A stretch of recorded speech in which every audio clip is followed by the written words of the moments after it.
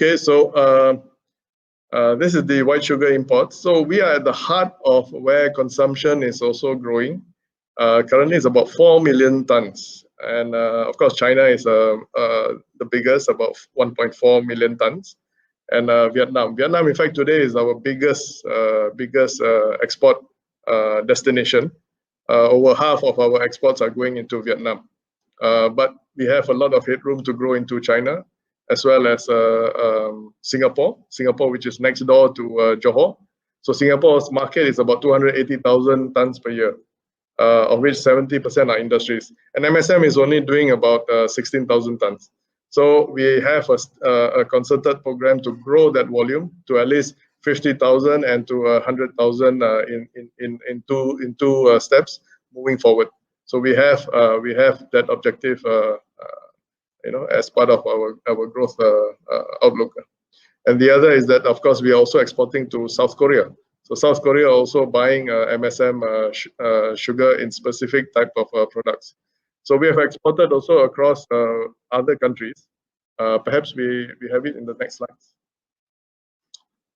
Maybe you can move on. Okay, this is just to give a position of the competition first before I get to our export market further. So India and Brazil, as well as Thailand, they are main exporters. Yeah, but these are low quality sugars compared to MSM premium quality. So we are not so concerned about fighting Brazil or India. Normally, our main competition is Thailand. So when you take the Asia Pacific region, you have truly the options of Thailand and Malaysia, and this where logistics and selling and distribution costs is key in terms of having that competitive edge. Yeah. So MSM Johor will be our strategic advantage point into the export market. Okay. So coming back to the export destinations, so China, Vietnam, Singapore, South Korea, and also New Zealand. So New Zealand has contracted fine syrup from MSM. So we want to grow this business. So I wish we had more capacity to give. So it's never short of demand in the export market. It's only MSM is limited sometimes in capacity, but we are addressing it to be able to accelerate the export programs. And of course, in value added below, you can see China is big on those value added products. Okay. We export also to other countries, so it's not just those few countries, but we have done as far as Pakistan. We do some in Bangladesh, and we want to penetrate Indonesia as well, Indonesia and Philippines. So in the region, you can see that where there will still be growth moving forward in the next few years, and these are the per capita. These are the consumption numbers in metric tons per year across the various countries. And all these countries are, except for Philippines, I must say, and Indonesia, these are new countries that we are going to penetrate. But China, Vietnam, Singapore, South Korea, these are regular market destinations for MSM. Okay. Can we move on? Yeah. Okay, so these are numbers. Maybe I'll let Aziz to also take a bit of time to maybe share with all of you. But you can see the turnaround in terms of all the parameters from revenue, gross profit, EBITDA, and PAT. So this just to indicate that the turnaround is happening. Yeah. I don't know, Aziz, you want to add anything to this? Maybe we can leave to question and answers. Okay, maybe I add some in terms of the revenue here. Until 2017, okay, we have achieved about 2.5, 2.6 billion in terms of revenue, mainly coming from the higher quantity, and also on the selling price. At that time, the selling price for the industry was higher compared to the wholesaler.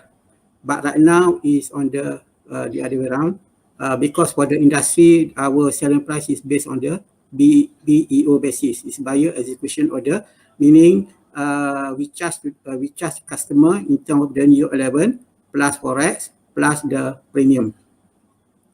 Okay, into 018, the world market for the raw sugar and also refined sugar, it was at the lowest ever due to the excess supply compared to the demand. That's why at that time in Malaysia we have some quantity imported AP sugar imported by the some other player in Malaysia, and this has made the price, the selling price drop. And our selling price also dropped in 2018 to meet the average selling price in the market. And then in 2019, we decided not to further drop the price, and we decided to increase the selling price. We started with the wholesaler and later on with the industries. In terms of the increase in the premium,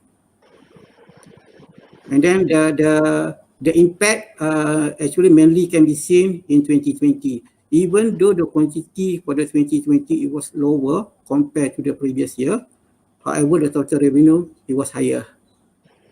However, in the 2020, we have impacted by the impairment for the plant and machinery for the Chuping MSM refinery Perlis, because of the planned closing of the refinery in Chuping, where we want to transfer the capacity to Johor after we have Johor commercialized in April 2019.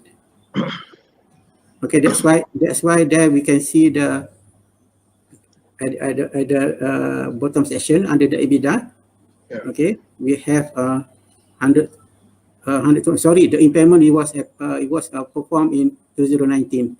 In 2019, we have negative EBITDA of 121, where over there we have about 143 impairment of the asset.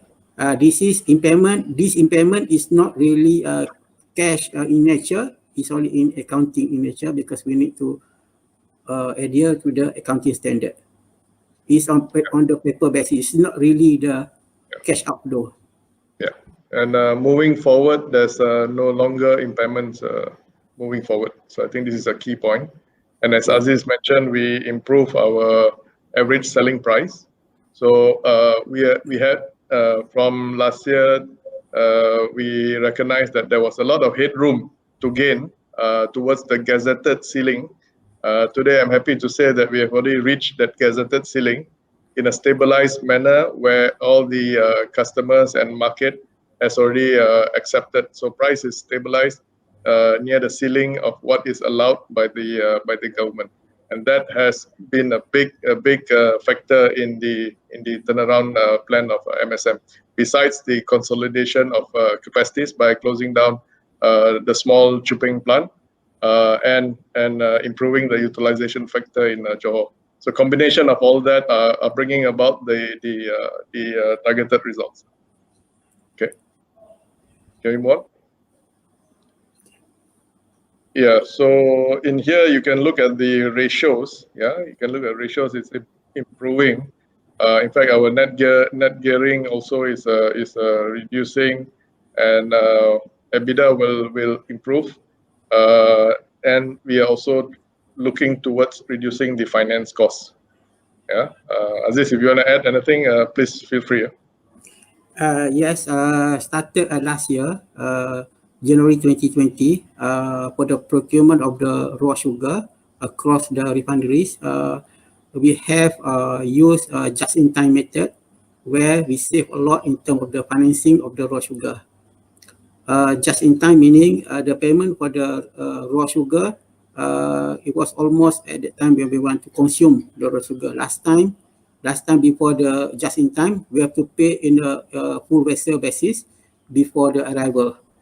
That's why we have able to reduce our borrowing compared from 2019 to 2020, and to 2021 we have reduced further. And then for the term loan, for the building of refinery in Johor. We have paid additional repayment in 2020 and further will be repaid additional repayment in 2021. So this will impact in terms of the saving, in terms of the real interest outflow to the bank. And then directly we improve, especially for the MSM Johor profitability. Yeah. So as Aziz mentioned, the just-in-time or the pay-per-use mechanism has helped MSM tremendously in terms of cost saving, reducing also the stock holding, and also freeing up the cash flows. And this, I believe, has contributed to at least about 20% cost savings across the Johor and Prai operations. So it's a very good program, and we are happy to continue working in this manner. Of course, enhancing also improving towards that just-in-time framework. Okay. Okay. So in terms of sales, you can see that it's growing, and as I mentioned about the export percentage volumes. One day I would hope that we can do 50% of our production volume as 50% exports, and I think we'll work hard towards it. It's not short of demand, as I mentioned. The customers are always knocking on MSM doors. We just need to get our volumes up, and I think once we improve Johor significantly to become like Prai, then I believe that we can even double the performance of MSM. Yeah. So the average selling price is key. Yeah. So average selling price, we've increased it by 8% from 2021 compared to 2020. And this has contributed tremendously to MSM. Refining cost has reduced by 8%. So out of the refining cost, 70% is energy, which largely is gas, and we are working towards. Of course, we may not be energy neutral, but at least we will be able to shave off energy bills by looking at green initiatives like solar, renewable initiatives like solar, and maybe we also look at biomass if it makes sense. Then the margin per ton has improved by 9%. So this is compared to last year. Quarterly performance. So when we look at Q4, I just want to focus on one number. So it was 56 million PAT. Then of course, in quarter 4 there was this impairment. So you can see that the turnaround was already happening. Yeah. Okay. Okay.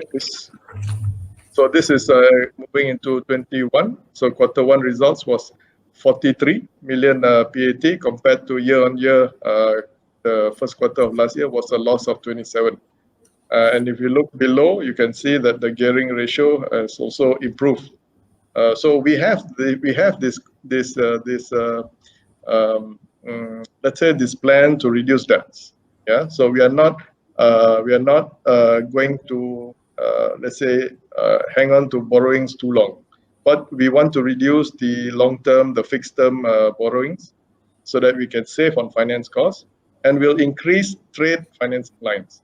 Trade financing lines are short-cycle financing lines that allow you to trade more with a greater volume to support your export programs. So we want to increase our short-term borrowings and reduce the long-term borrowings. So this is a concerted plan of MSM, and we'll do it with any opportunity of capital raising. So reducing borrowings will get the priority moving forward. Okay. So this is as you know that it's always sensitive to raw sugar. New York 11 is the index. This is the price movement. During I think that the dip in 2020 below was during the COVID period at that time. Now it's increasing on a bullish trend, simply because there's currently less sugar in the market. Brazil and Thailand, they are faced with weather issues. In Brazil, it's not just about the dry season that hit them earlier. It is also now the frost that has set in. That was unexpected. So hence, this is affecting the availability of Brazil sugar, as well as Brazil has a indigenous or local ethanol program. So the sugar mills have the equipment and ability to switch to ethanol when the prices are attractive. Currently, crude oil prices are high, relatively high. So this gives the anhydrous ethanol also a high parity for the sugar millers to switch. Thailand is largely weather issue.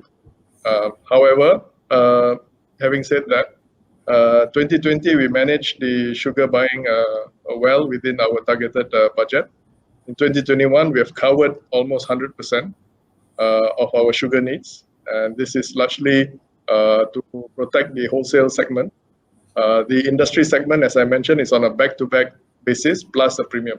So whatever happens in the market, it's New York 11 plus premium. In 2022, we've covered about 43%, and still relatively still within a decent range. We buy on dips, we buy on specs, and we buy in lots. So MSM several years ago, perhaps those who have followed MSM made the mistake in long forward contracts. This shouldn't be unless those prices were super low. But you never take a position as such when it is a normal market. So what we do is that MSM buy in lots, in managed buying, and also managing risk. So there is a good hedging, and we've got good executives buying with good skill sets in raw sugar and as well as hedging. So we are looking also to diversify the type of hedging and products brokerage with put call options and so forth. So we are getting let's say greater diversity and flexibility in managing raw sugar buying, and also we as approved by the board to a certain percentage, we are able to even buy into 2023. So normally we buy about 12 months ahead, but now we can buy to some extent where there's opportunity buying up to a certain limited percentage. So hence we've already started buying for 2023. So you can see that currently the sugar, I guess now is about 18 cents or so. And we buy the terminal windows that we see at 14 to 15 cents as example. Okay. This is on the Forex. So we have managed Forex fairly well within our targeted budgets. Sometimes it's always a gain on our side. For Q3, we have a hedge about 78% of the Forex. US dollar, of course, is at 423, I guess, currently. So you can see that we are on the averaging around 4.15. Yeah. And moving forward, in order to de-risk this exposure to Forex, we will increase our US dollar trade lines. So we will improve and increase our US dollar trade lines, so not to be dependent or exposed to the movement in prices. So various banks, including Exim Bank and international banks, are evaluating now to give trade lines to MSM. So we hope to get sufficient US dollar lines in order to be able to de-risk this part of our business. Okay. So this is that was on the Forex de-risking. So this is on the raw sugar de-risking. So besides the diversification and buying in lots, managed lots, as I mentioned, we are also looking towards how do we de-risk further, in the sense that we will grow the industry and also the export segment, which are on a back-to-back basis. So this will not expose us too much, and we will maintain the domestic, let's say, wholesale segment, where it's going to the retail outlets. So this will reduce to about 30% of MSM business. So this is one way to de-risk the business in case. But of course, the government is always very sensitive towards supporting the sugar producers' needs. So you can see historically they have increased prices when the need arises. Of course, there's also reduced when they felt that it should reduce slightly. However, now we are in close discussion also with the government to seek their kind consideration on a timely manner to provide accommodate any price adjustment in case the New York 11 goes a bit higher. Yeah, so that is in discussion now. Okay. Relatively, Malaysia is still amongst the world's cheapest in terms of sugar for consumers, and you can see across the various countries in Asia and outside Asia. Thailand and Malaysia is about the same. The rest are equivalent 3 ringgit and above per kilo. So this is just to give you a little bit of an overview of that Malaysian sugar for consumers is relatively cheap, and so hence we demonstrate that responsibility still to the consumers to have affordable sugar, despite our internal challenges, which we manage very well moving forward now. The gazetted price in the box the text box. The upper text box, you can see that 269 per kilogram is the gazetted ceiling for refiners. So when we sell to wholesalers then can sell at 277 with an 8 cents per kilo margin, and hence retailers have 8 cents on the shelves.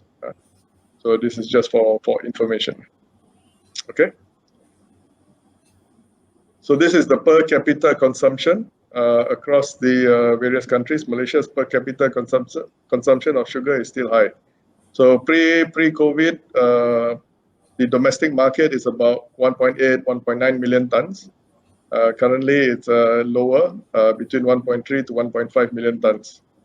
So we believe that once, and we are confident with the National Recovery Plan, and once the country is largely vaccinated, the program goes according to plan, we believe more sectors will be opened up. So then, hence, of course, the sugar market gets better. And these are the information across other countries. You can see there's opportunity of per capita opportunity also in Vietnam, which is our biggest export destination currently, as well as China. So we are in an opportunity zone. Okay.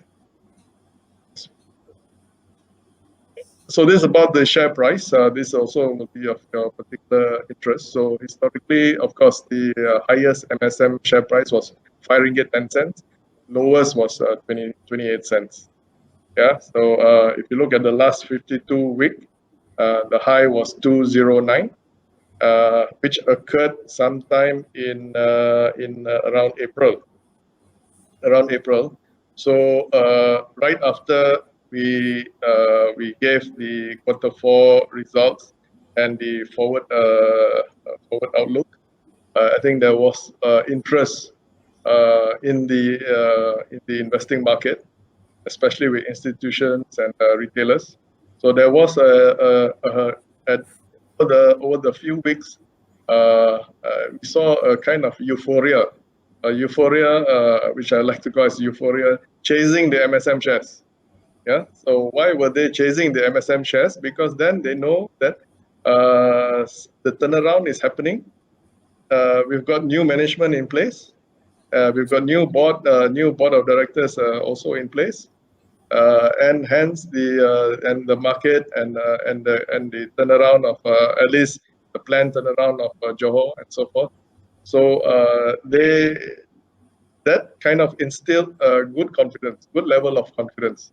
Yeah. So now for macro reasons, price has receded. So in my personal opinion, this pullback is a good buying opportunity. Of course, everybody can share their opinion, but that's from my personal perspective. What MSM potentially can grow in terms of bringing back a dividend stock. We have a dividend policy of 50%. And that, of course, is left then to the good judgment and approval of the board of directors. And there is also headroom for capital appreciation. Yeah. So if over the last few months it went as high as 2.09, it is a good reflection. Maybe it was a little bit chased up, but then again, it was not, let's say, something artificial, because largely our shares have, let's say, a small percentage which is floated out there. Mainly they are held by institutions. So among our top 30 shareholders, also we see that besides the major ones, we see that there are even foreign banks that hold MSM shares. So we were happy to see that amongst the top 30. Yeah. Okay. And of course, we have doubled. One point I wanted to add is that we have doubled the market cap from February of around 400 million. So now it's about 865. It went as high as 1.3 billion when the shares was a lot higher. Okay. So these are some of the good key analysts who follow MSM, from M Invest, Affin Hwang, CIMB, and MIDF. So we've got a range of target price, highest being 215. And then we've got also the mainly buy and hold calls. There was no sell call on MSM. Yeah, so this is again a signal of confidence of the investors in the market. Okay, and we believe that at current levels of price, of course, you can all do the math, but any potential dividend can result in the yield between 5 to 12%. That's from our own estimates. Okay, and of course the potential upside on the capital. Now coming back